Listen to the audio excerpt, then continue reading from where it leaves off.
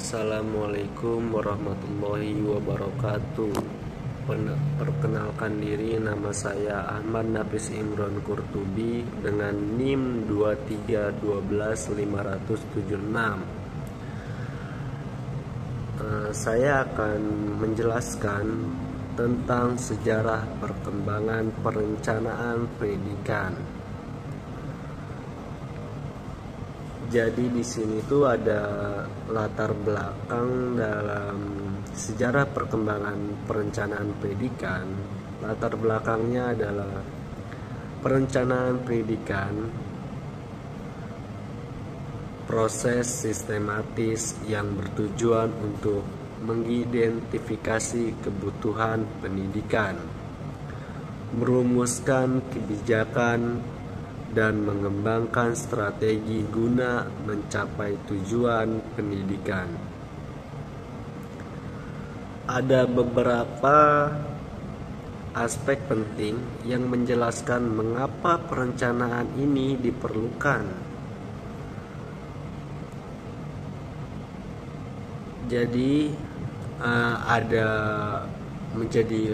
ada 4 bagian, yaitu tantangan global dan nasionalisme, peningkatan kualitas SDM, keterbatasan sumber daya, dan pencapaian tujuan pendidikan nasional. Lanjut, ada pembahasan. Yang pertama, asal-usul perencanaan pendidikan. Yang kedua, ada perencanaan pendidikan pada awal Perang Dunia Kedua. Dan yang ketiga, perencanaan pendidikan setelah Perang Dunia Kedua. Yang keempat, perkembangan perencanaan pendidikan di Indonesia. Dan kelima, ada hubungan perencanaan pendidikan dan manajemen pendidikan. Dilanjut, ada asal-usul perencanaan pendidikan. Peradaban kuno adalah perencanaan pendidikan pada masa peradaban kuno seperti negara Mesir, Yunani, dan Romawi. Lebih bersifat informal. Zaman Renaissance dan pencerahan di Eropa pada masa Renaissance abad ke-14 hingga ke-17 dan pencerahan abad ke-17 hingga ke-18, perencanaan pendidikan mulai menjadi perhatian intelektual dan pemerintah. Era revolusi industri abad ke-18 hingga ke-19,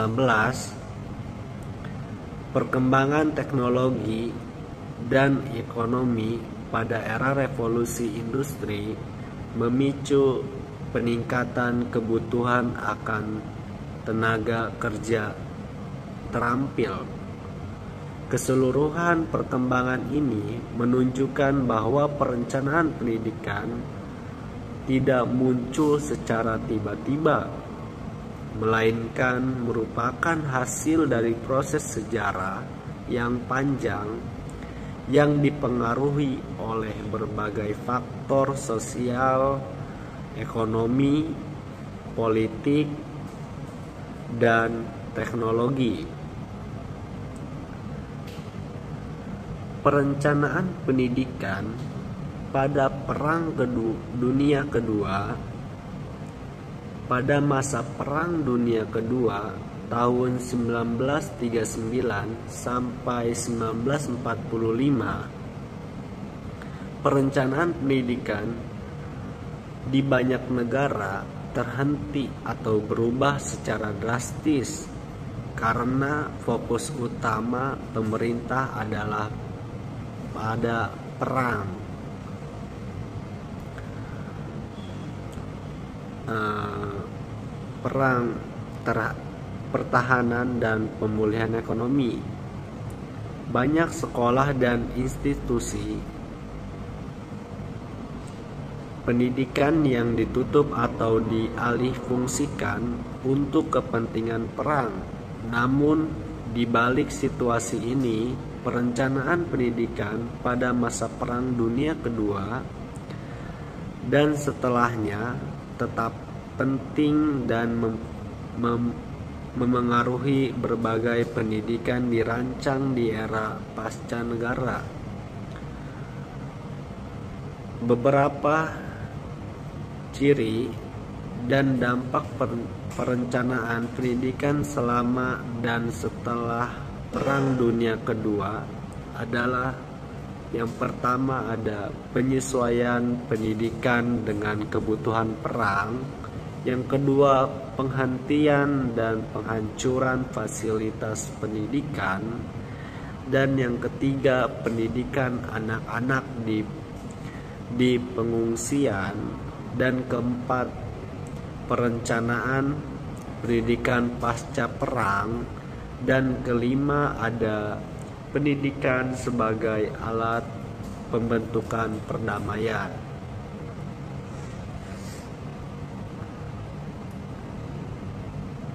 Perencanaan pendidikan setelah Perang Dunia Kedua. Setelah Perang Dunia Kedua berakhir pada tahun 1945, perencanaan pendidikan menjadi salah satu prioritas utama di banyak negara, terutama di Eropa dan Asia, yang hancur akibat perang.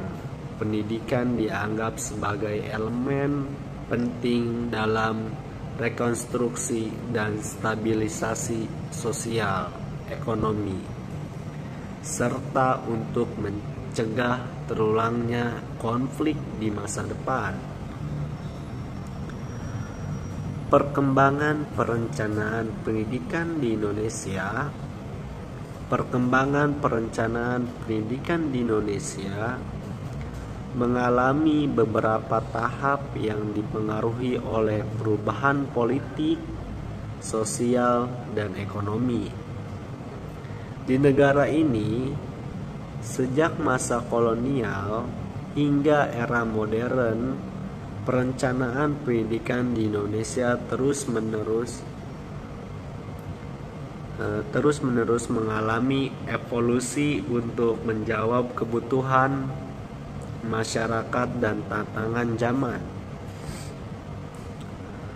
Berikut adalah beberapa periode penting dalam perkembangan perencanaan pendidikan di Indonesia.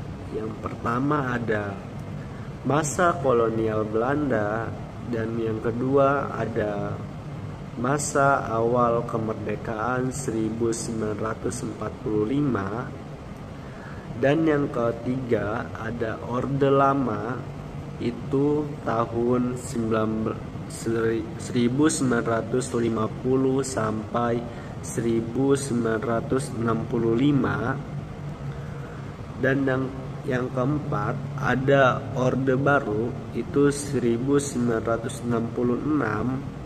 hingga 1998, dan yang kelima ada reformasi dan pasca reformasi, itu tahun 1988 sampai sekarang.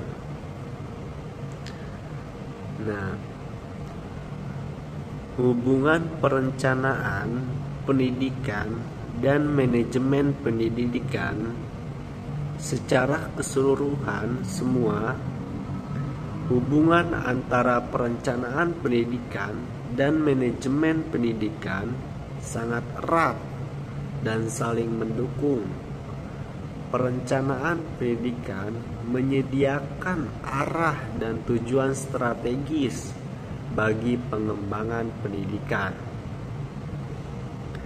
Sedangkan manajemen pendidikan bertanggung jawab untuk melaksanakan rencana tersebut dan mengelola proses pendidikan agar berjalan efektif.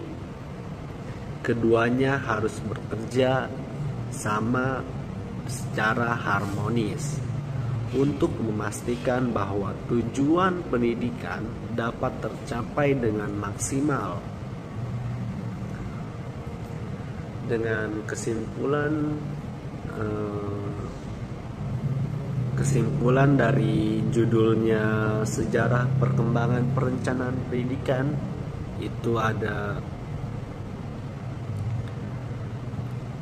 sejarah perkembangan perencanaan pendidikan adalah bahwa perencanaan pendidikan berkembang seiring dengan perubahan sosial, politik, dan ekonomi dan teknologi yang dihadapi oleh masyarakat. Setiap periode sejarah membawa tantangan dan kebutuhan baru yang kemudian mempengaruhi bagaimana pendidikan direncanakan dan dilaksanakan. Secara keseluruhan, perencanaan pendidikan telah berevolusi dari sekedar memberi akses pendidikan bagi kaum elit menjadi sistem yang lebih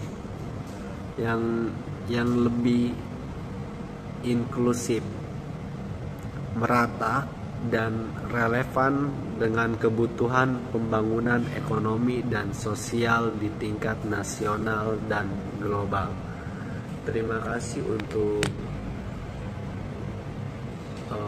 dosen pengampu kita, Ibu Helna Nelis, MPD. Mohon maaf jika ada kekurangan atau kesalahan kata. Mohon maaf dari saya. Terima kasih. Assalamualaikum warahmatullahi wabarakatuh. Assalamualaikum warahmatullahi wabarakatuh. Saya di sini akan menambahkan pemateri selanjutnya. Pemateri ini adalah perencanaan dan manajemen pendidikan. Manajemen pendidikan hendaknya memperhatikan perencanaan, karena perencanaan merupakan awal dari segala aspek yang akan dilakukan dalam manajemen pendidikan. Yang kesemua itu bermuara kepada suatu target yang harus dicapai. Asnawir menyatakan bahwa langkah-langkah dalam perencanaan adalah sebagai berikut. Yang pertama ada menentukan dan merumuskan tujuan yang hendak dicapai. Dan yang kedua ada meneliti masalah-masalah atau pekerjaan-pekerjaan yang akan dilakukan. Dan yang ketiga ada masalah-masalah atau informasi yang diperlukan. Dan yang keempat ada menentukan bahwa tahap-tahap atau rangkaian tindakan. Dan yang kelima ada merumuskan berbagai masalah-masalah tersebut akan dipecahkan dan bagaimana pekerjaan-pekerjaan itu harus diselesaikan. Dan yang kelima dan keenam itu ada menentukan siapa yang akan melakukan dan apa yang mempengaruhi pelaksanaan tindakan tersebut. Dan yang terakhir, ketujuh ada menentukan cara bagaimana mengadakan perubahan dalam penyusunan rencana. Yang pertama ada menentukan dan merumuskan tujuan yang hendak dicapai. Dan yang kedua ada meneliti masalah-masalah atau pekerjaan-pekerjaan yang akan dilakukan.